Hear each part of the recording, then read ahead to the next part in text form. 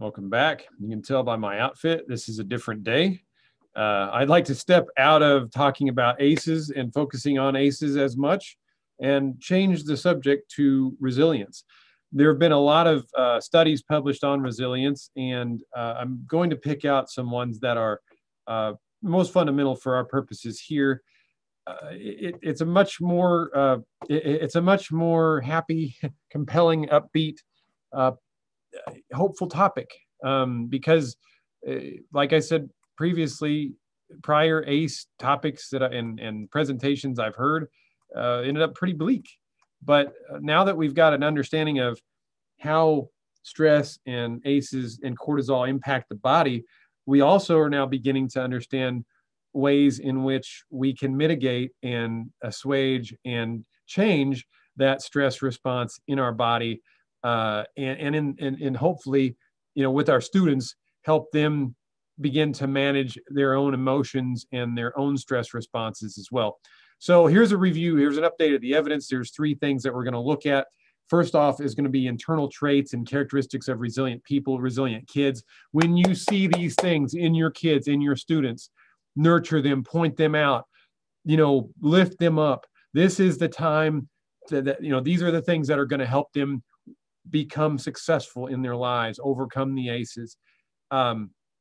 We are also going to look at external factors contributing to resilience. What can we do from the outside, from a systemic perspective, looking in? What can we do collectively to help children that have been through ACEs, and also ourselves? Some of us have also been through a lot of ACEs.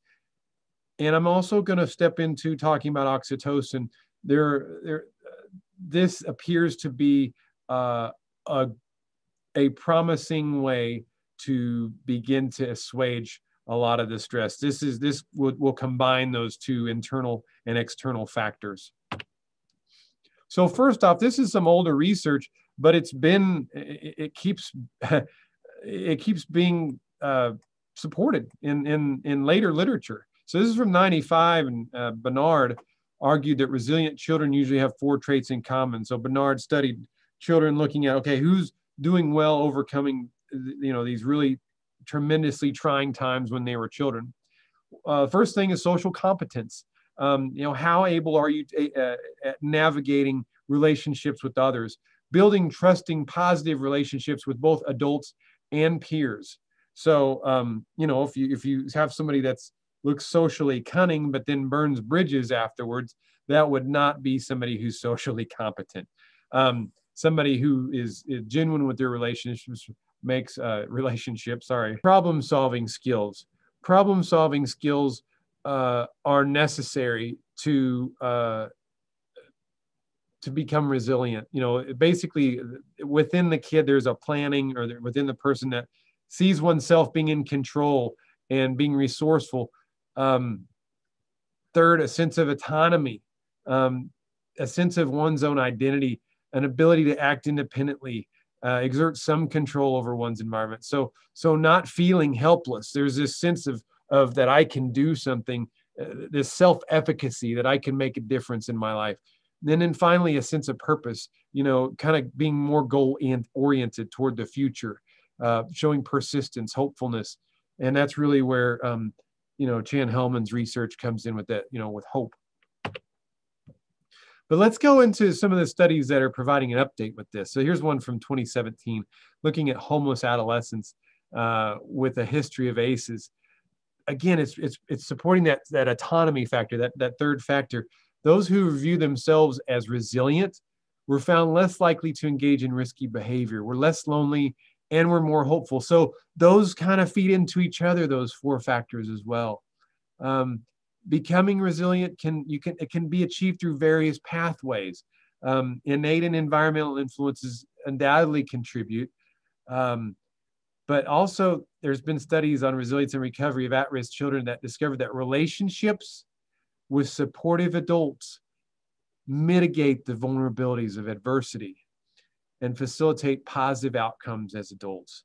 So yeah, there are a lot of things internal and external, but there's also this, if I can have one, that's always my thing. When I was going through treating children both at Meadow Lake and at Youth and Family, if there's just one supportive adult, if there's one rock stable person that's there, there are good outcomes, because there's that oxytocin, there's that release in that relationship that it's going to be okay. I've got hope because I've got hope from this person. If you can be that person at school for an hour or two that provides students hope, you're doing something. You're making a difference. College age students, resilience, resilience factors. Okay, what happens after K, 6 through 12? This comes from 2019. Supported ACE study again. I mean, every single ACE event decreased the odds of obtaining a degree or even going to college. Significant predictors of academic success. So these would be the internal, things that really, and I guess there'd be some external things there too. But if you have somebody who's a female, normal weight, not smoking, not married, in good health, and exercising, this is a very strong prediction of resilience. So if you see those things, those folks are the ones that are more likely to be successful. And so, it'd be good to try to nurture some of these other things in folks, whether it be exercise, whether it be, things that are going to promote normal weight and excellent health. Those things are going to be something, if we can promote those in the other kids, that will help them be resilient as they move forward in their lives.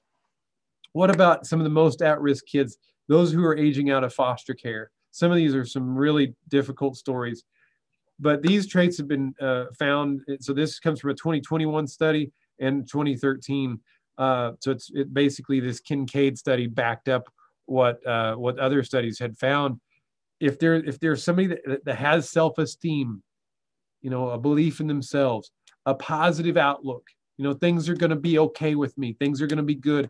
And then positive social support, again, the oxytocin, whether it be from a family that's going to, as they age out of foster care, going to let them come back in, or some other adult in the network that has, or some other supportive person in the network that can help them, make that transition. Again, it's so much about those relationships. And this comes from Ann Maston, who does a lot on resilience and external factors. And this is from a meta-analysis of several. This is why I'm trying to just break things down and make it short. This is a meta-analysis of several studies on resilience over many, many years. And so there's a striking alignment of resilience factors observed in human systems, ranging from individuals to communities. And this suggests the possibility of networked, multi-system protective factors that work in concert. And so no one thing, just doing one of those things is not enough. If we can create systems that support, that's when we start to see more resilience and we start to see these things change. One of the most disheartening things that I've had when I've talked about ACEs, we got a group of people together. We got a group of people together in 2017, a bunch of administrators, judges, district attorneys, child welfare, bunch of people from education, school districts, nurses, health. We had a room full of people watching this video on resilience and watching, okay, what are some things we can do as a system that will help kids, that will help change the culture, that will help. And so there were ideas thrown out in the film. There were ideas that were being discussed. And an administrator stood up from a school district and said, this is the new normal. This is just how things are. And walked out. And that was so disheartening. It's not the new normal. It's not, we don't have to accept this. We can do things to make a difference. We can do things to make a difference because the evidence is there. It's solid. The science is solid behind it. And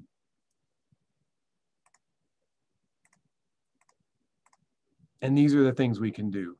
Externally, what we can do. The short list of building resilience factors for children and youth. And this is from 2009, it's updated in 2014. Number one factor that predicts resilience in kids is having effective parents and caregivers. Well, no kidding. No joke, Taylor. No S, right?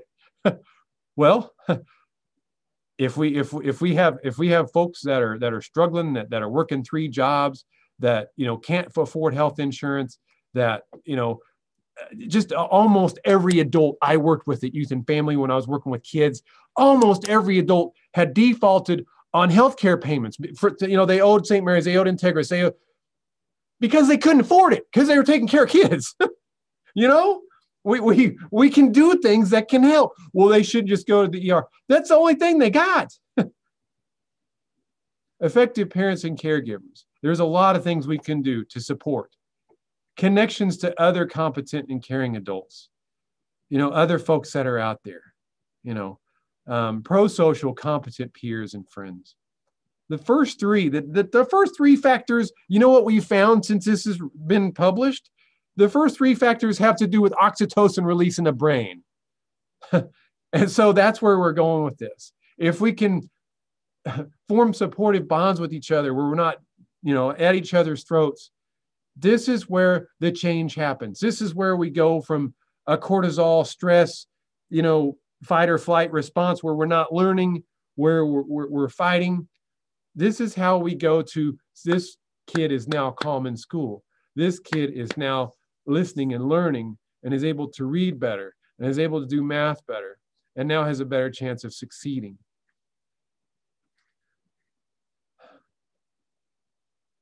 There are also a lot of other things, and I'll, you're welcome to stop this and read. I've been through that before. So how do we overcome this? How do we overcome this?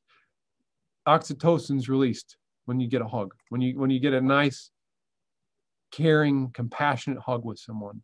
And so the relationships, if you want to make a difference in somebody's life, form a good relationship with them. Work on the relationship. I'll do a quick segment on how to make a better relationship too. Just a real quick. So check in with the other videos too. What we've found, and this originally came from studies with mice and prairie voles and rats, but we found that if we inject these rats have been traumatized with oxytocin, you can go in and then look at their brain where it's been damaged from all the cortisol, from all the trauma they've been subjected to, and you can see growth and healing, neurogenesis, new growth, new connections being made. And so it's like, can I walk around with like a blow dart and hit people in the neck with oxytocin? They actually have nasal spray. They actually, since I started talking about this and learning about trauma, they actually have nasal spray for people who've been through PTSD, traumatic events, and that's found to show some promising effects of taking away some of the symptoms of trauma. So I mean, there's some science that's behind this. I'm not going to spend time on. I think Maslow got it wrong with children, because I think for children, yeah, these physiological and safety needs, yeah, they're important, right? But children are dependent, and so they've got to have this one first. They've got to have belongingness and love needs first. That has to be at the bottom of the pyramid for kids. For us adults, yeah, these two, sure, but I think Maslow has it wrong with kids.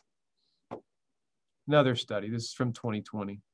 And it really talks about oxytocin, kind of bringing it together here. Clinical studies show that oxytocin regulates social behavior, such as pair bonding, social interaction. This HPA axis, that's fight versus flight, is what it's talking about. It mitigates, it can mitigate the fight versus flight reaction. So you don't have so much cortisol, right? Oxytocin plays an important role in regulating caloric intake, metabolism, cardiovascular homeostasis. So you think about heart problems. Oxytocin is involved in attenuating the neurochemical effects of trauma by facilitating both physical attachment, such as wound healing, and psychological social attachment, thereby increasing resilience to subsequent traumatic events. Clinical trials have been intranasal. I was talking about the nasal spray. Oxytocin provides therapeutic benefits with PTSD, major depression. So it's out there. It's out there, and we're not going to walk around with nasal spray shooting it up. You know, that's our thing in our societies. If there's a pill, if there's something I can take to just make it better, if there's something we can do to make it better, is be nice to each other. Take a breath when we start to get angry and not yell. All right. So there are some things that we can do to make it better. I used to have this image that it was so hard to rewire the brain. You know, trauma I used to equate to, you know, creating big rivers like the canyons are in this picture right here. And then when we practiced, you know, deep breathing or practiced ways of treating people better or ways of working through, working through our trauma through counseling, it was hard work. It's like making new paths where, you know, this is really, if it rains, you know, the water is still going to run through here. And when you get stressed, you're still going to get angry and freak out. But the research is showing different things. Even short-term interventions, less than a minute, were shown to elicit oxytocin release. Short-term intervention is stopping by a kid's desk, you know, getting down on eye-to-eye level. Hey, what's going on today? Hey, tell me about what happened this weekend. Tell me about your soccer game. Tell me about how things are going with your family. Just that minute, that eye-to-eye gaze, getting on, you know, a child's level, on a youth level, helps them. Helps, you know, release that oxytocin, release that, and you know what? They may think about that conversation with you a little bit, and it may take them away from their studies for a minute. But you know what? If they were stressed about something over here, that's going to likely be calmed down, and they're going to be more able to focus on whatever the task it is that you've given. And you know what? If you gave them a task and they've got a bond with you, it's like, yeah, I kind of care about Mrs. So-and-so or Mr. So-and-so. I think I'll do that because I know they care about me. So just some things to create safety, trust, security, relationship, to, you know, induce that oxytocin release. Again, eye-to-eye level is important. When you're over somebody talking down to them, it's not really, that can be threatening, but it's also not really, it's not really a bonding moment. Plan to spend more time with your troubled students. I mean, like I said in another video, everybody has their own personality. You know, we're going to have to make, yeah, well, you're taking away from I had one teacher that I was teaching in one of my classes, and she, you know, in a discussion post, just vitriolic, these kids that are acting out are taking away the kids that deserve more. They deserve my time. Yeah, they do. But the kids that are acting out didn't get something that they needed. It's not your fault. It's not your fault they didn't get what they needed, but they are in your classroom now. And so you can make a choice and be resentful of them, or you can try to give them small doses of what they missed.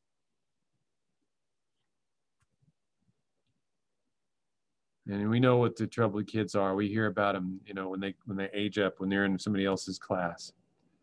These students will not be able to access their learning zone without safety, without a bond.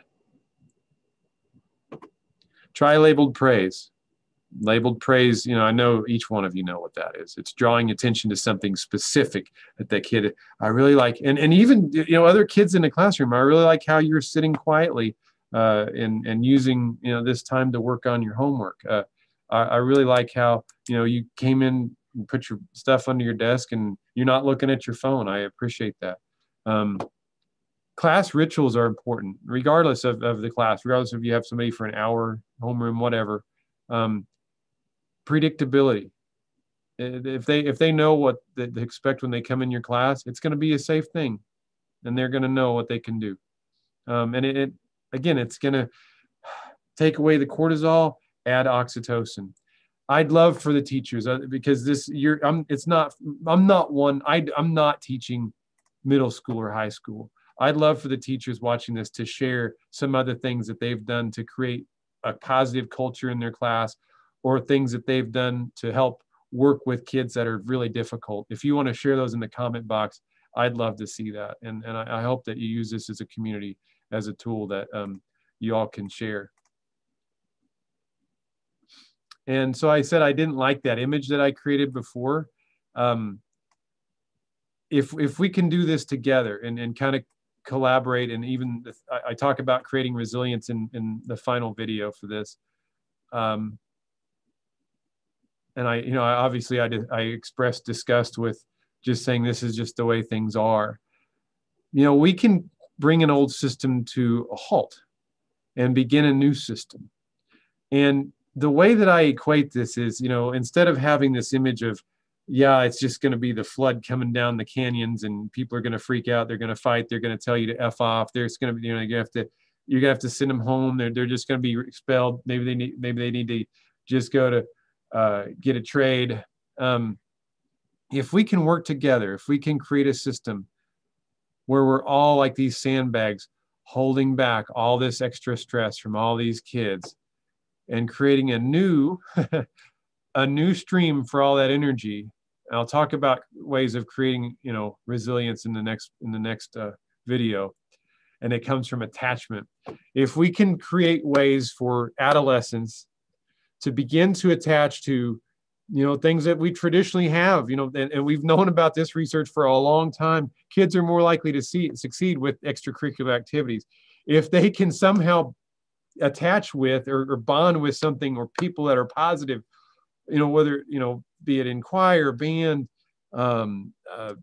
debate, speech, whether it be a soccer and tennis, golf, football, baseball, whatever it is, if we can somehow channel that into some positivity, and they can attach to, rather than screens or these negative activities or unhealthy toxic relationships at home and with your peers, if they can somehow attach, that's the way, it's these systems have been there, but they've been neglected. And if we can tap into them, we can make a difference. So I encourage you to go on in the series. The next series talks more concrete things that we can do to create resilience. I hope this has been beneficial. I'll also have some other videos interspersed with relaxation techniques, and I alluded to a communication technique. I'll throw that in there as well.